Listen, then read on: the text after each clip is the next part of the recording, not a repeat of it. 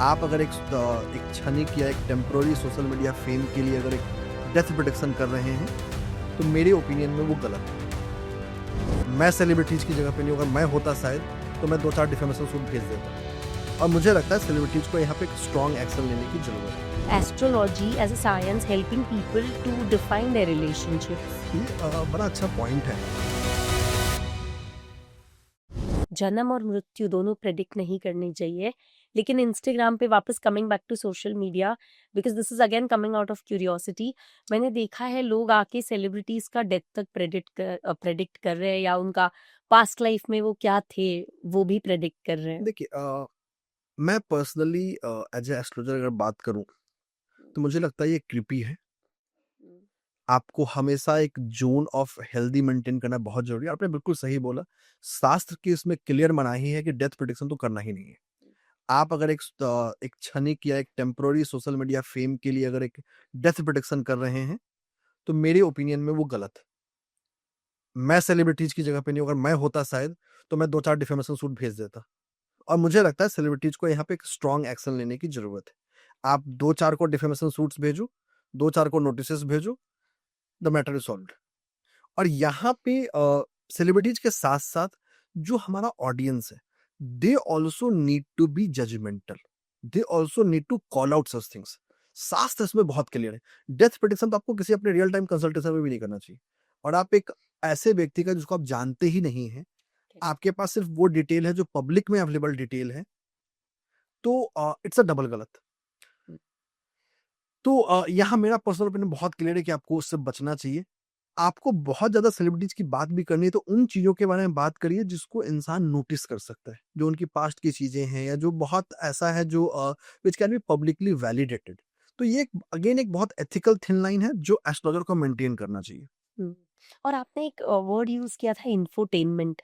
सो काफी सादा मैं देखती हूँ ऑनलाइन, या हम जो आर्टिकल्स करते हैं, लोगों को लव कंपैटिबिलिटी देखना बहुत पसंद है.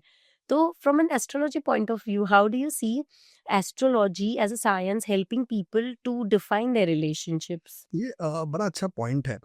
इसको मैं एक दूसरे पर्सपेक्टिव से पहले आंसर करता हूँ। हम इसको माने या ना माने, आज की तारीख में सिर्फ भारत की बात नहीं है, दुनिया के किसी भी कंट्री में जाएँगे, एस्ट्रोलॉजर, और जब मैं एस्ट्रोलॉजर बोलता हूँ तो numerologist, tarot expert, psychics, vastu experts सब इसमें इंक्लूड है। वो इंसानों के लिए सबसे पहला प्रेफर्ड ऑप्शन ऑफ एक्सपर्ट होता है। उसको किसी भी टॉपिक पे अगर ओपिनियन चाहिए, एक अनबायस्ड ओपिनियन चाहिए, वो हमेशा एस्ट्रोलॉजर के पास जाएगा। और ये नंबर बढ़ रहा है। मतलब this number of this dependency is increasing. बहुत लोगों का मिथ था कि भाई जो जेन जी है या जो आगे का जनरेशन है वो लेस स्पिरिचुअल हैं, इन चीज़ों को कम मानेंगे। बट हकीकत ये है, ये अपने पिछले जनरेशन से ज़्यादा स्पिरिचुअल हैं और ज़्यादा इन चीज़ों को मानते हैं। हाँ, बट इनका क्या है, बहुत क्लियर है। अगर आप इनको लॉजिकली समझा दोगे, ये उसको मानेंगे। इनको लगेगा भाई लॉजिक नहीं है, उसको नहीं मानेंगे। बट जो लॉजिकल नहीं है उसको न मानना, उनके लैक ऑफ स्पिरिचुअलिटी को नहीं बताता है। ग्लोबली जितनी स्टडी हुई है, चाहे यूएस में हो, चाहे इंडिया में हो, हर स्टडी यही बता रहा है कि जो जेन जी और बाकी के जनरेशंस हैं, आगे वाले, वो सारे इन चीज़ों को ज़्यादा बिलीव कर रहे हैं। एक और खासकर हम सोशल मीडिया पे देखते हैं कि अरे हम इंडिया में ज़्यादा मानते हैं, बाकी में नहीं मानते। ये फैक्ट नहीं है। हम दुनिया के किसी भी हिस्से में जाएँगे, चाहे यूएस जाएँ, चाहे जापान जाएँ, चाहे यूरोप जाएँ, चाहे चाइना जाएँ, हर जगह उनकी अपनी-अपनी मोडालिटी है। अगर हम चाइना में जाएँगे तो वहाँ फेंग शुई वास्तु है, आई चिंग है, बहुत पॉपुलर है। यूएस में जाएँगे वहाँ साइकिक्स बहुत पॉपुलर है। जापान में जाएँगे तो जापान में पॉपुलर है। तो हर जगह की अपनी-अपनी मोडालिटी है जो पॉपुलर है।